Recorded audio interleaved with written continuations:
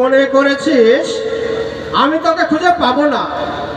এবার যদি ধরতে পারি তাহলে দেখাবো কানামাছি খেলার মজা। হ্যাঁ, ছাড়ো ছাড়ো বলছি, আর ছাড়ো না, ছাড়ো। যাই শালা, কাকে খুঁজতে গিয়ে কাকে ধরে ফেলেছি। কথার কি ছিড়ি, কাকে ধরতে গিয়ে কাকে ধরে ফেলে জানে।